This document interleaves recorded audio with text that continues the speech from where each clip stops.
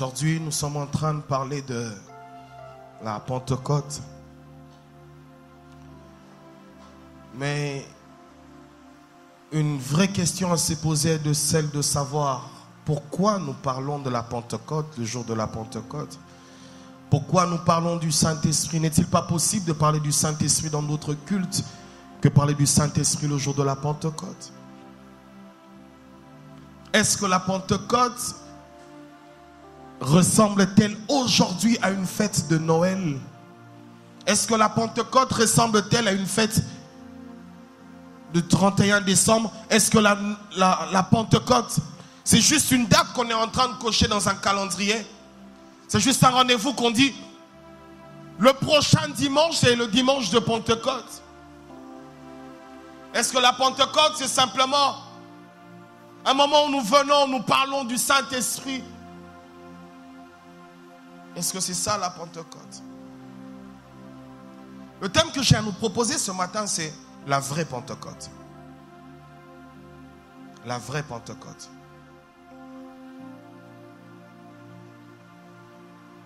À ce jour, quand on parle de Pentecôte, on résume à une histoire de la Bible qui s'est passée il y a 2000 ans. Une histoire, c'est simplement une histoire que nous sommes en train de commémorer. Des questions se soulèvent et les réponses sont parfois difficiles quand on a l'impression que la Pentecôte ne concerne que ceux qui sont appelés. La Pentecôte ne concerne que les apôtres. La Pentecôte ne concerne que les prophètes. La Pentecôte ne concerne que les jeunes. La Pentecôte ne concerne pas les papas. La Pentecôte ne concerne pas les mamans. On a l'impression que quand on parle de Pentecôte, on a l'impression qu'on vient dans un culte où on va être chaud bouillant. Peut-être que tu es là, tu t'entends déjà que héroïne.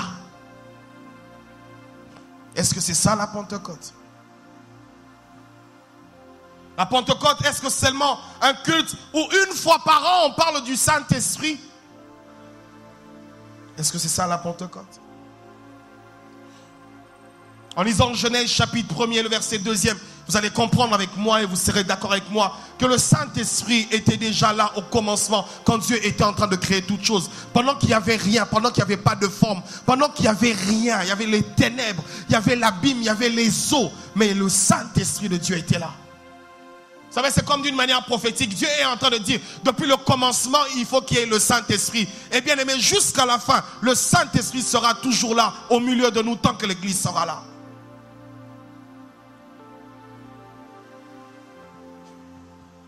On résume la Pentecôte pour ceux qui doivent seulement prophétiser. Pour ceux qui parlent en langue, ceux qui ont des songes et des visions.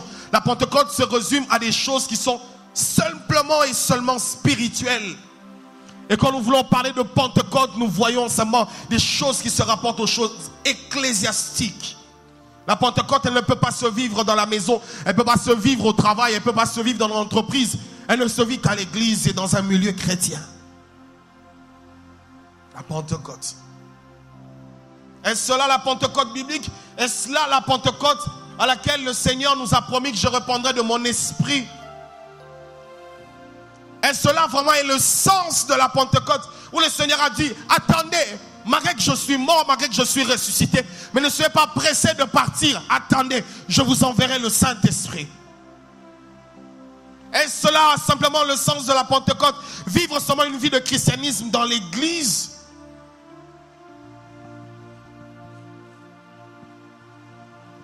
On croit aussi que la Pentecôte ne touche que les affaires, comme j'ai dit, ecclésiastiques. Et qu'aucun autre domaine de la vie ne peut être touché par la Pentecôte. Je voudrais dire à quelqu'un ce matin que la Pentecôte a une grande importance dans la vie du croyant. Et l'une des choses que le Saint-Esprit m'a certifié, c'est qu'il m'a dit que la Pentecôte est un moment où l'homme, le croyant, reçoit la personne qui manquait à sa vie pour manifester son Dieu sur la terre. En d'autres termes, il voulait tout simplement me dire qu'il était tout à fait possible de manifester le royaume de Dieu sur terre, tout simplement parce qu'il y a quelqu'un qui vit en toi qui te permet de marcher comme Dieu, comme Christ a marché sur terre. La Pentecôte n'est pas simplement une date où nous cochons, où nous arrivons à une date où nous disons nous allons célébrer le Saint-Esprit. Mais c'est une transition, la cessation d'une vie pour commencer une autre vie. La cessation d'une vie comme par la chair, mais débuter une vie où nous marchons dans une nouveauté de vie, où nous apprenons à marcher comme Dieu marche. Nous parlons comme Dieu parle, nous réfléchissons comme Dieu réfléchit, nous agissons comme Dieu agit. Comme la Bible dit, mon Père agit, moi aussi j'agis. Pourquoi? Parce que j'ai la même substance, c'est-à-dire qu'il est Dieu, mais moi aussi il m'a donné le Saint-Esprit pour me permettre d'accomplir les choses que lui il a accomplies. Ainsi la vraie Pentecôte, ce n'est pas une Pentecôte d'un jour, mais la vraie Pentecôte est une Pentecôte de tous les jours. De tous les jours. Ainsi, bien-aimés, nous sommes en train de passer à côté de la vraie Pentecôte. Nous sommes en train de passer à côté du vrai réveil. Nous sommes en train de passer à côté de la vraie Pentecôte. La vraie Pentecôte, elle ne s'est pas limitée dans la chambre haute où les hommes étaient là seulement pour parler en langue. Où ils étaient là seulement pour s'édifier entre eux. Où ils n'étaient pas là seulement pour prier. Mais après la chambre, ils sont sortis. Ils ont parlé de Christ et ils ont accompli des choses. Ils ont fait ce que Christ était en train de faire. Même si Christ n'est pas là, bien-aimé, il est possible que moi et toi, nous soyons des chrétiens et des ambassadeurs qui manifestent le royaume de Dieu sur terre. La Pentecôte les a rendus capables. Le Saint-Esprit les a rendus capables de faire des choses comme Christ et vont encore mieux que Christ. La Bible nous montre qu'à un moment, Pierre, celui qui était comme peureux, mais ce même Pierre qui était peureux reçoit l'Esprit. Il sort pour prêcher. Plusieurs personnes sont converties. Mais cela ne s'arrête pas là. Pierre va jusqu'au niveau où son ombre guérit les malades. Je n'ai pas vu ça avec Jésus. Il est possible d'expérimenter le Dieu que tu cherches. Il est possible que tu vives le Dieu que tu aimes. Il est possible d'expérimenter cette véritable Pentecôte. Ce qui vient changer, bouleverser tout dans ta vie. Ces derniers temps, je suis totalement bouleversé de ma façon de prier, de ma façon de méditer, car Dieu m'a ouvert les yeux sur certaines choses. Il est possible, bien-aimé, de venir à l'église et de manquer le véritable objectif pour lequel nous sommes là. La Pentecôte, ce n'est pas un moment où nous nous retrouvons en groupe, nous sommes seulement en train de parler en langue. C'est une mission, car les apôtres se rendent compte de la mission de l'appel à laquelle ils sont appelés.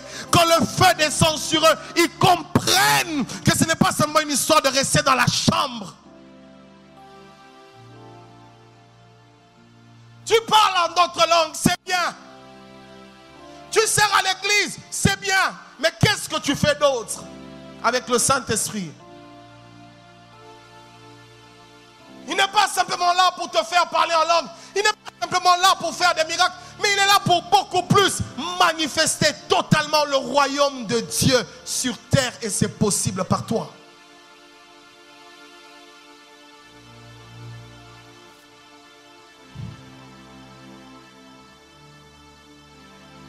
Et vous savez, l'une des choses que j'aime à la Pentecôte qui n'est vraiment pas visible. On ne parle pas de cela. Quand Pierre reçoit le Saint-Esprit, animé de feu, d'esprit, de puissance, il sort, il prêche. On parle de tous ces miracles, mais il y a des choses qu'on ne parle pas. On ne dit pas ce que le Saint-Esprit a fait dans sa vie. On ne dit pas ce que le Saint-Esprit a retranché au-dedans de lui. La Pentecôte ne vient pas seulement te donner des choses, elle vient aussi retrancher des choses. Elle ne vient pas seulement te donner les arts de l'esprit, mais vient aussi enlever des choses qui peuvent détruire les arts de l'esprit. La Pentecôte ne vient pas seulement t'équiper pour que tu sois un homme puissant, mais vient Pierre pour t'empêcher de faire sortir encore l'épée et couper l'oreille de Malchus. La Pentecôte fait d'un homme violent et d'un homme doux. Un homme orgueilleux, un homme humble et simple. Un homme méchant, un homme gentil. La Pentecôte vient faire un travail au-dedans de toi avant que cela devienne extérieur. La vraie Pentecôte ne consiste pas à exhiber notre puissance, mais la vraie Pentecôte consiste à changer notre intérieur. Et des fois, nous passons à côté.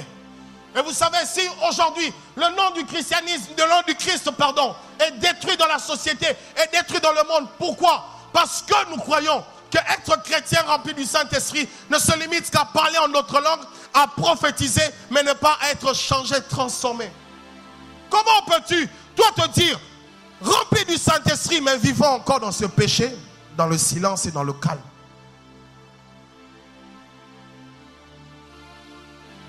La Pentecôte prend des personnes qui sont impolies et en fait des personnes polies. La Pentecôte, elle vient briser. Elle vient changer les habitudes, les coutumes. Elle vient arrêter un fonctionnement pour commencer un autre fonctionnement. La Pentecôte, elle vient te briser, elle vient te changer. Elle te fait rendre compte que c'est possible de vivre la vie de Dieu. Et c'est fort, c'est possible de vivre la vie de Dieu sur terre. C'est possible.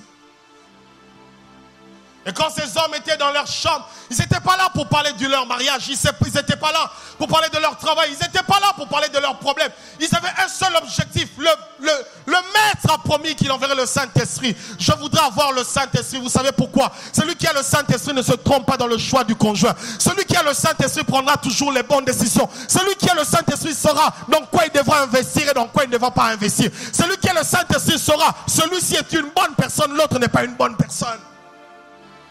Elle ne se limite pas à montrer les arts de l'esprit, mais elle va au-delà. Elle nous emmène à voir comme Dieu voit. Elle nous emmène à marcher comme Dieu marche. Elle nous emmène à parler comme Dieu parle. La Pentecôte. La Pentecôte prend des gens comme des Saoul. Des personnes qui tuaient. En fait, des personnes douces, calmes, humbles, gentilles. Celui qui tuait est devenu prédicateur. En réalité, on voulait dire celui qui tuait est de notre côté. Nous avons encore besoin de ce réveil, de cette Pentecôte qui vient changer l'intérieur des hommes. Qui ne vient pas montrer les apparences, bien-aimés. C'est Dieu qui nous rend capables de toutes choses ainsi. Dieu n'a pas simplement besoin de nos qualifications, mais Dieu a besoin de nos vies. Il est possible de manifester la vie de Dieu sur terre si nous acceptons de nous laisser totalement entre les mains du Saint-Esprit. Il est possible de marcher conformément à la parole de Dieu, mais si nous acceptons simplement de se livrer totalement. Il y a une partie que tu as donnée, il y a une partie autre que tu n'as pas donnée. Il y a des choses que tu dois retrancher. Il y a cette garde-robe qu'il faudra changer. Il y a ce langage qu'il faudra être ôté. Il y a ce caractère qui doit être changé. Il ne vient pas te donner seulement la puissance, mais il te donne aussi le caractère. Le caractère d'une personne qui accepte de vivre des choses, même dans l'injustice ne répondant pas, même calomnie ne répondant pas. C'est ça aussi être chrétien. Pendant qu'ils étaient en Antioche, dans 2 Corinthiens, on a vu ces gens comment ils vivaient. La Bible dit, c'était des gens bien, des gens de bien. Et on les a appelés des chrétiens. Sans qu'ils n'aient parlé. L'église ne s'est pas assise pour chercher la dénomination. Comment on va nous appeler? Non, c'est le monde qui a dit, eux vivent comme Christ, ils sont différents. La Pentecôte fait que nous soyons différents des autres. Nous sommes différents. Nous avons une tête, 2 mains, 2 pieds, un seul cœur, mais nous sommes différents. Nous sommes différents. Et il est possible d'aspirer à ces choses. Il est possible d'être différent, de manifester cela. Avec la Pentecôte ou après la Pentecôte, il est impossible de vivre 2 vies. Une vie clopante. Un pied dans le monde, un pied dans l'église. Un pied dans le réveil, mais un pied aussi dans le monde. Un pied dans les parler en langue, mais un pied aussi dans la musique mondaine. Un pied dans l'adoration, dans la louange. Un autre pied dans les boîtes et dans les concerts. Un pied dans les retraites, un autre pied se retrouvant dans le chanvre, dans le vol, dans l'impudicité. Après la Pentecôte, il n'est pas possible de mener 2 vies. Après la Pentecôte, on ne vit qu'une seule vie. Ainsi, tu peux te rendre compte de ton état, où tu sais, est-ce que je vis la véritable Pentecôte? Après la Pentecôte, Pierre ne sera plus capable de sortir l'épée. Il sera trop occupé à chercher les âmes. Après la Pentecôte, il ne sera plus occupé à calomnier les gens. Après la Pentecôte, il est impossible de médire sur les personnes. Après la Pentecôte, il n'y a plus le temps pour médire. Il n'y a plus le temps pour calomnier. Quand il y a un problème, je vais voir mon frère. Ce sont des choses qui sont issues de la Pentecôte. Après la Pentecôte, j'ai la force de pardonner celui qui me fait du mal. J'ai la force de même d'abandonner ce qui m'appartient.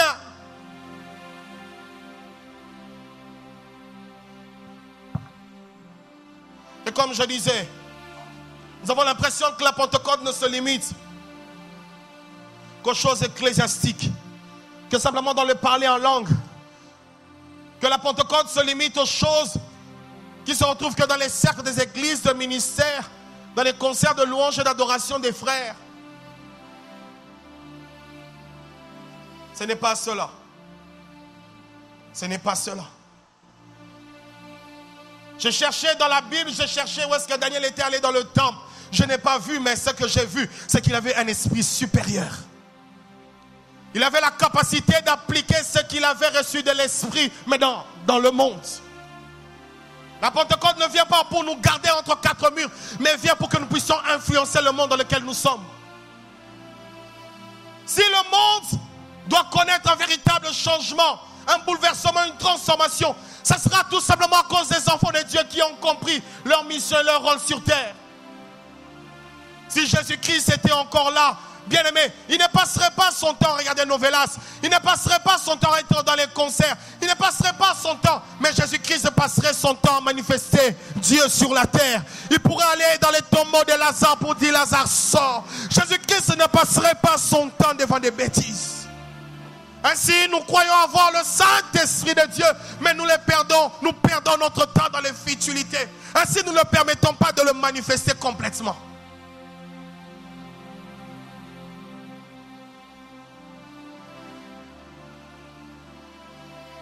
La vie de Dieu, on nous réclame et bouillonne en nous pour qu'elle sorte, pour qu'elle aille impacter les autres. Mais nous la bloquons, nous la retenons. Pourquoi? Parce que nous avons une manière à nous de fonctionner. Et la Bible est en train de dire, pendant qu'ils avaient reçu le Saint-Esprit et que des feux étaient sur leur tête, tous, ils parlaient en d'autres langues. Cela veut dire qu'ils étaient plus capables de se maîtriser, mais la vie qui était en eux était plus forte que leur propre corps et leur propre âme. Ainsi, ils ne pouvaient que se manifester ce qui venait d'être rempli.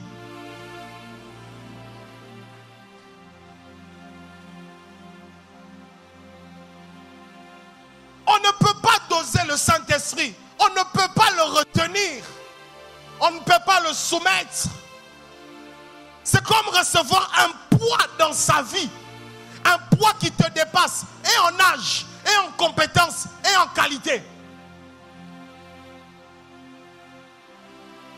Ainsi, le christianisme aujourd'hui est bafoué. Pourquoi? Parce que nous sommes incapables dans nos entreprises de prendre les bonnes décisions pendant que nous avons le Saint-Esprit. Nous sommes incapables dans le pays de prendre les bonnes décisions pendant que nous avons le Saint-Esprit. Nous sommes incapables de bien gérer nos maisons parce que, en sachant que nous avons le Saint-Esprit, nous les gérons avec notre conscience.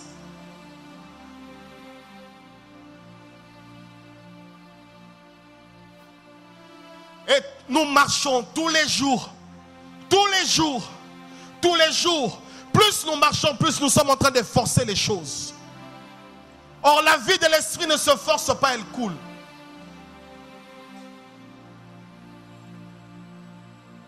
Comment est-il possible que ces hommes qui ont reçu une telle personne sur le monde sont incapables d'influencer même une avenue? La Bible dit, personne n'arrivait à être avec eux. Ils ne pouvaient pas se mélanger. Pourquoi? Parce que la Pentecôte fait que nous soyons des hommes à part. Mais sur le fait que nous soyons à part, nous sommes uniques dans ce que nous faisons.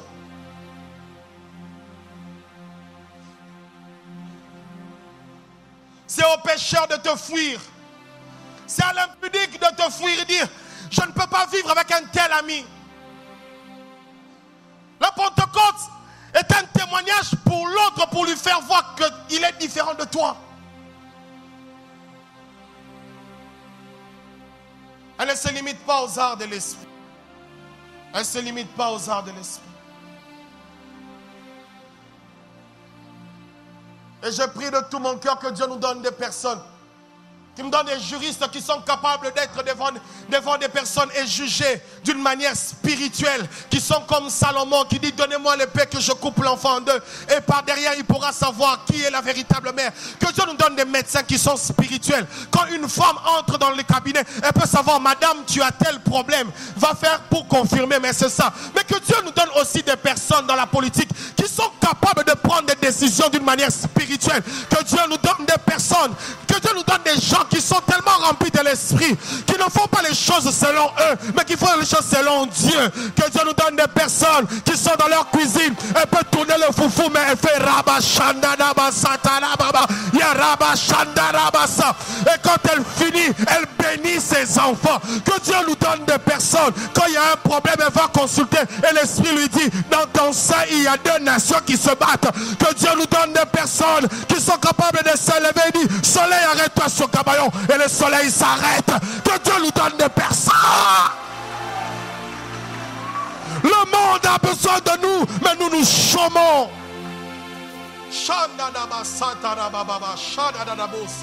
Tu es en train de faire chômer une vie puissante, plus une arme plus grande. C'est une vie que tu ne peux maîtriser ni comprendre. 12 personnes ont bouleversé le monde. 2 personnes ont bouleversé l'Asie. Notre monde ne sera jamais changé si nous continuons comme ça. Que Dieu nous donne des personnes qui se laissent totalement envahir par le Saint-Esprit, qui dit: je m'abandonne totalement. Il y a un moment où le Seigneur te demande de jeûner, tu refuses de jeûner. Mais ce que tu ne sais pas, c'est que ton refus de jeûne t'empêche d'entrer dans ta vraie destinée.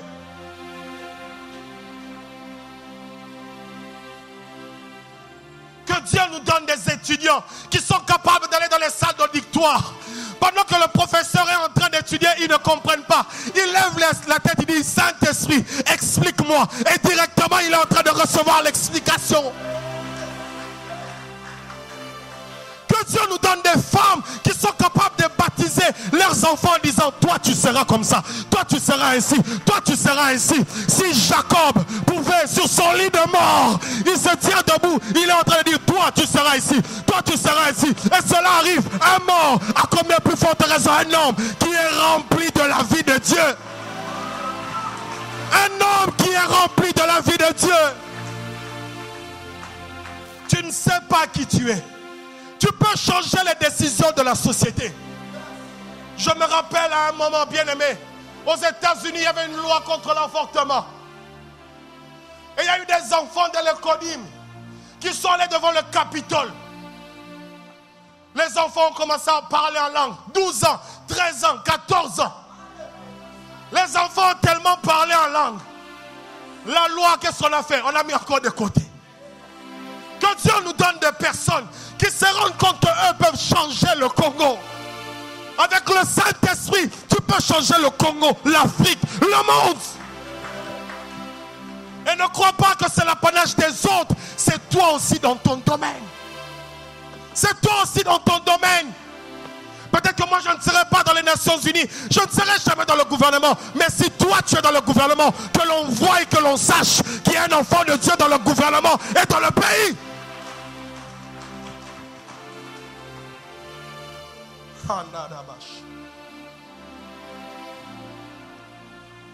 À force de ces choses, le christianisme n'est qu'une chose simple. Quand on chante, c'est beau. Quand on prêche, c'est beau. Ça s'arrête là. Dis avec moi, Zoé. La vie de Dieu. La vie de Dieu. Tel que tu es là, mon frère, tu as la vie de Dieu. Et la vraie Pentecôte ne consiste pas seulement à recevoir, c'est à libérer.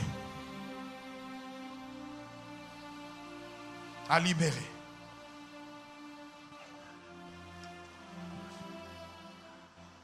Salomon étant roi, reconnaît ses capacités limitées. Il dit, pendant que le Seigneur lui apparaît, il dit, je ne peux conduire ce peuple, donne-moi la sagesse. Ainsi, le roi demande la sagesse pour conduire le peuple. Papa, maman, vous qui êtes dans ce lieu, le Saint-Esprit n'est pas pour les jeunes personnes, mais il est pour tout homme. Quand tu as besoin de sagesse des fois pour décider dans ton entreprise, une décision peut détruire toute une entreprise, une décision peut détruire tout un pays, une décision peut détruire toute une église, une décision peut détruire toute une nation. Une seule décision. Si le président américain décide, il prendra la clé de la bombe atomique, il va la brancher, il va tourner parce que lui seul a décidé. Et toi, parce que tu refuses de décider, le taux de divorce augmente, le taux de masturbation augmente, le taux de péché augmente. Pourquoi? Parce qu'il y a une vie de Dieu que tu refuses de libérer.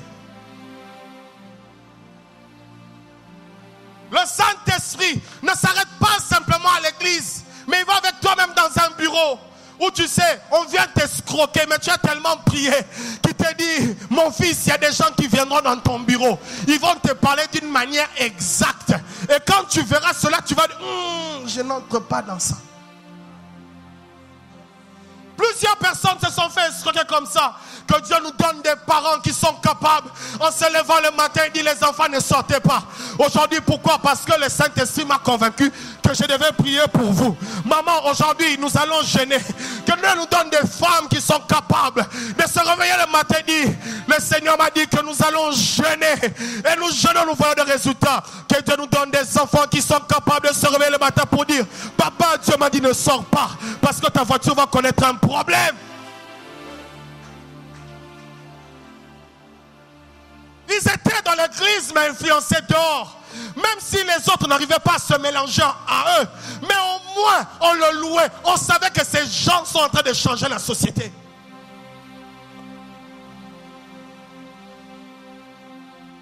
La Pentecôte fait que nous ne nous mélangeons pas au monde. Mais fait que le monde voie que nous sommes un exemple de ce que Dieu est capable et Dieu est en train de faire par des hommes.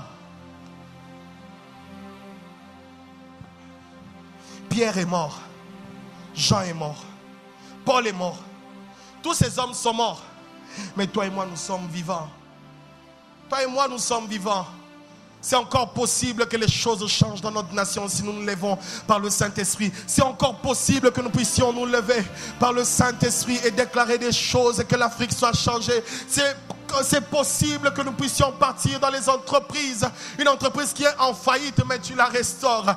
Tu es comme un Joseph. Tu arrives dans une entreprise où tu sais qu'il y a comme une faillite. Mais toi, Joseph, quand tu viens, tu la restaures. Que Dieu nous donne des personnes qui sont capables de dire au roi, oh roi, nous devons économiser d'une telle manière. Que Dieu nous donne des personnes qui sont capables de gérer par l'esprit. Ils ne sont peut-être pas allés à l'université, mais le diplôme de l'esprit est mieux que le diplôme de l'université.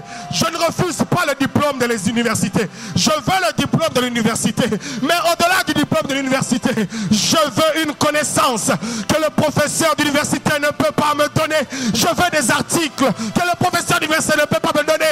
Je veux des choses que le médecin ne peut pas me donner. Je veux des choses que les gens ne peuvent pas me donner.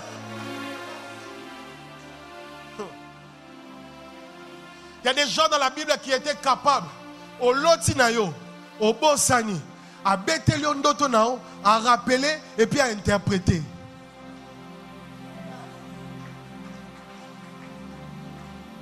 Il y a des gens, juste, il interprète, mais il est en train de donner la solution pour gérer la nation d'une manière financière. Bien aimé, tu n'es pas à l'université pour rien. Dieu te donne cette intelligence, cette connaissance, que tu la rajoutes avec le Saint-Esprit pour faire quelque chose. Non, je dis Dieu te donne ça pour faire quelque chose. Maman, tu n'as pas des enfants pour rien. Des fois, nous les papas, les autres papas sont des missionnaires. Mais toi, quand tu te lèves, bénis tes enfants. Déclare des choses sur eux. Cherche la face de Dieu et tu sauras qui sera tes enfants.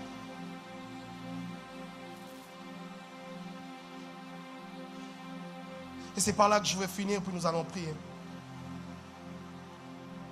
Ces derniers temps, j'ai rencontré une grande femme. Pas grande en stature, mais une vieille femme. Et quand je pars chez elle, je préfère rester avec elle que rester avec ses enfants. Elle n'a pas fait de théologie. Elle n'a pas fait d'école biblique. Elle n'a pas fait les affermissements. Mais cette femme, à chaque fois que je suis avec elle, elle me raconte ce que Dieu lui dit. Elle me montre les choses que Dieu lui dit. Elle me dit, papa pasteur, je me dis, maman, comment tu fais? Elle me dit, mon pasteur Al-Bumbashi me disait 3 choses. La première des choses, Sambelapo, deuxième des choses, troisième des choses, la capacité à kolobaper à Roussal. J'ai compris que cette femme, elle ne passe pas son temps à faire n'importe quoi, à rester dans les musiques, à rester dans les critiques, dans les calomnies, à rester sur WhatsApp en train d'envoyer des vidéos des hommes de Dieu. Mais cette femme a une telle intimité. Elle n'est pas pasteur, elle n'est pas prophétesse, elle n'est pas diacre, elle est simplement Mundimi. Mais quand elle me raconte des choses qu'elle a vécues, je dis, Seigneur, aide-moi à arriver au moins là. Et pendant qu'elle était allée à un deuil dans son village, dans le village de son mari. En rentrant, son fils meurt. Et si elle restait dans le village, on aurait directement enterré l'enfant. Mais elle dit non, mon enfant est vivant. Elle prend l'enfant, elle le met dans le train. L'enfant pendant 2 jours avait déjà rendu l'âme. Son corps commençait à gonfler. Mais elle a continué à prier et à parler.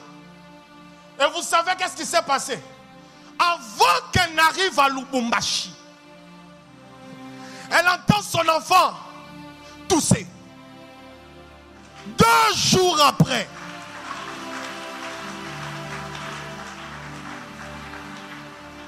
parce qu'elle se rend compte qu'en elle, il y a quelque chose qu'elle peut libérer pour donner et impacter son enfant.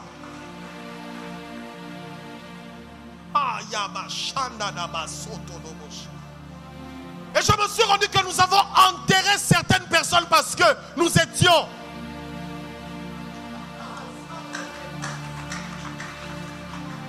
certaines personnes sont parties et sont mortes. Non pas parce qu'il n'y avait pas d'onction, non pas parce qu'il n'y avait pas d'audace, mais il y avait un homme qui manquait la révélation de savoir qu'au-dedans de lui, il y avait quelqu'un qui était capable de donner la vie. 2 jours, l'enfant commence à pourrir dans le train. Et il y a une autre, c'est ma collègue. Elle me dit,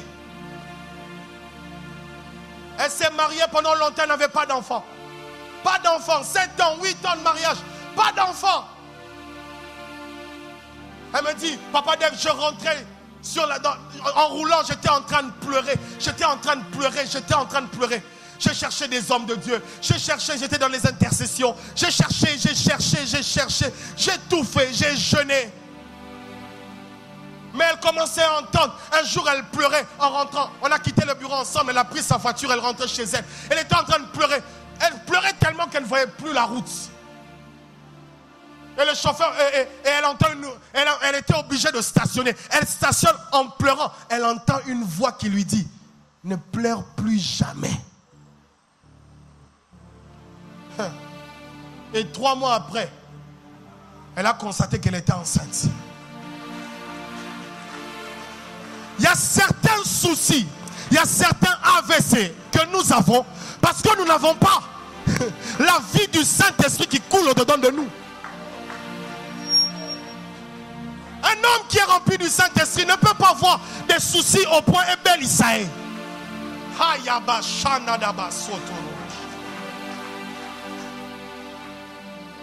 Un homme rempli du Saint-Esprit ne peut pas dire que c'est impossible. C'est un langage qui n'existe pas dans sa bouche. Une personne remplie du Saint-Esprit, elle est en train de voir que le bateau est en train de tanguer. Il voit que le bateau est en train de tanguer. Mais il dit, Paul est en train de dire dire à tout le monde, personne ne mourra. On va perdre la cargaison, mais personne ne mourra. Pendant que le monde ne sait pas où nous allons, nous avons des choses à dire au monde. Nous avons des choses à dire au monde. Je dis, nous avons des choses à dire au monde.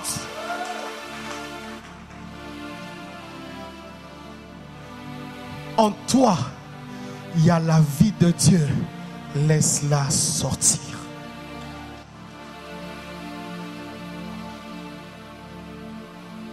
Si seulement nous pouvons nous réveiller, bien-aimés, cette église explosera.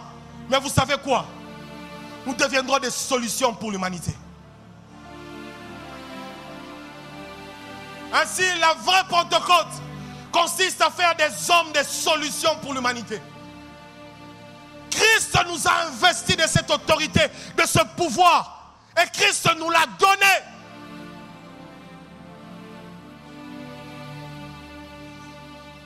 Le monde attend ardemment la révélation des fils de Dieu.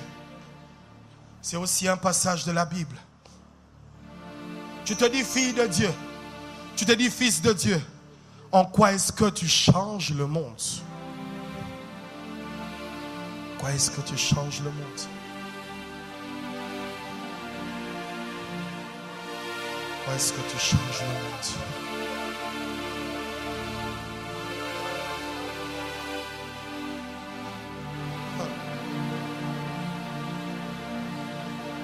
Ce n'est pas une question de pasteur, ce n'est pas une question d'archibishop, ce n'est pas une question d'ancien évêque, mais c'est une relation particulière avec le Saint-Esprit. Un homme peut être diacre, comptant l'argent, mais derrière le fait qu'il est en train de compter l'argent, il est en train de vivre des expériences miraculeuses ou qu'un apôtre n'a pas vécu. On n'a pas tellement le temps, il arrive, on place des linges sur lui, on va mettre sur les malades. On vient le chercher pour le consulter. Il n'a pas de contrat, mais il est le consultant international. N'est-ce pas, il y a eu un pasteur qui est décédé, qui était consulté par tout le gouvernement du monde. Pourquoi? Ce n'est pas simplement une question de connaissance, c'est la chose. Il y a une vie au-dedans de moi qui crie et qui veut sortir. Il y a une vie au-dedans de moi qui veut se manifester. Il y a une personne en moi qui dit, tu m'as longtemps caché, tu m'as longtemps caché, laisse-moi sortir.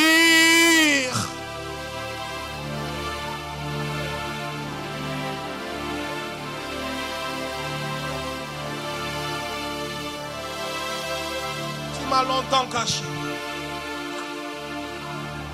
Le monde a besoin des gens qui lui apportent des solutions. Le monde a déjà trop de problèmes. Le monde a déjà trop de problèmes. N'apporte pas de problèmes au monde. Apporte des solutions au monde.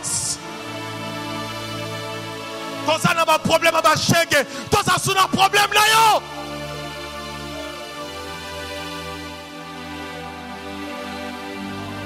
Je désire la vraie Pentecôte. Je désire cette Pentecôte qui change mon intérieur, qui fait de moi une meilleure personne. Je refuse cette Pentecôte qui fait de moi un ecclésiastique. Je veux de cette Pentecôte qui me change et qui me brûle, qui me consume.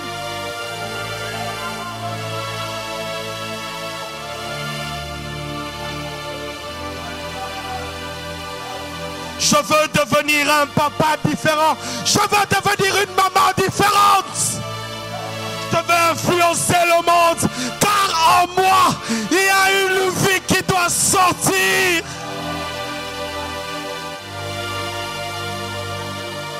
Il y a une vie qui doit sortir. Il y a des malades qui doivent être guéris. Il y a des articles qui doivent être publiés. Il y a des décisions qui doivent être prises. Il y a des enfants qui doivent naître. Il y a des hommes qui doivent être changés. Il y a des entreprises à construire. Je veux la vraie Pentecôte. Je veux la vraie.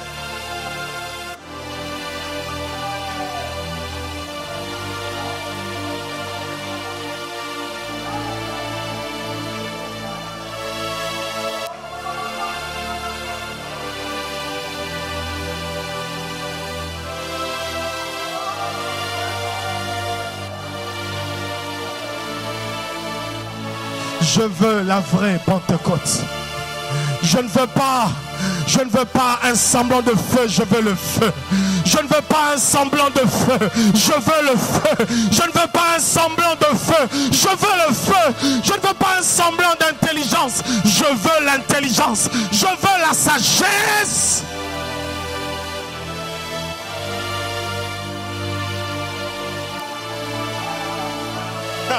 Et c'est pour ça qu'ils étaient dans la chambre haute. Ils étaient là parce qu'ils savaient qu'il y avait un idéal. Oh, il y avait une vie qui devait venir. Une personne importante et merveilleuse qui devait descendre, qui devait venir. Et c'est lui qu'on attendait. C'est lui qu'on attendait. C'est lui qu'on attendait.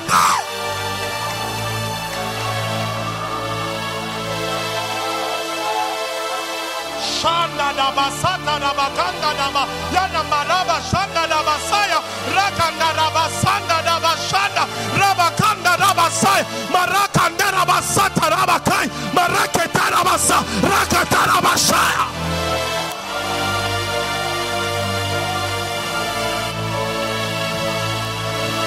Et tout à coup un bruit se fit entendre. Et tout à coup, pendant qu'ils étaient ensemble dans la chambre haute, ils étaient ensemble parce qu'ils savaient qu'ils n'avaient que le Saint-Esprit.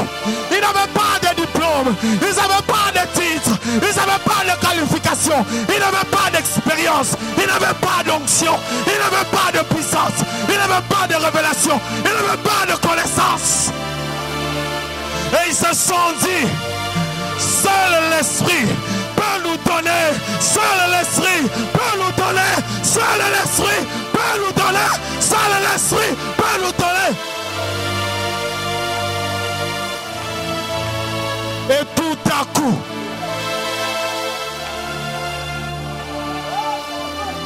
il vint du ciel un bruit, comme celui d'un vent impétueux. Il remplit toute la maison où ils étaient assis. Là où tu es assis, la maison de Dieu est déjà remplie de sa présence et de son feu, de sa gloire et de sa puissance.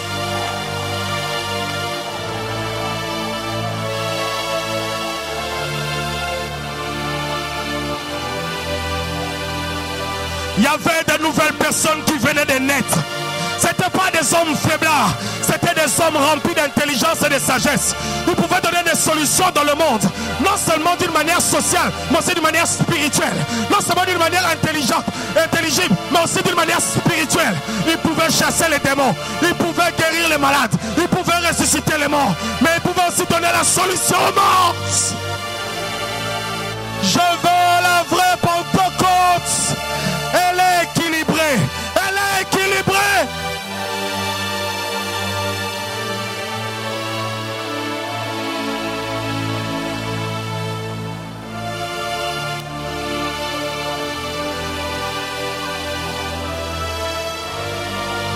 Fais ton culte. Cherche ton Dieu. Cherche ton Dieu. Cherche ton Dieu. Cherche ton Dieu. Cherche ton Dieu. Certaines choses ne marchent pas. Tu pleures déception après déception. Non, c'est pas un problème de déception. C'est qu'il y a un problème d'insensibilité spirituelle.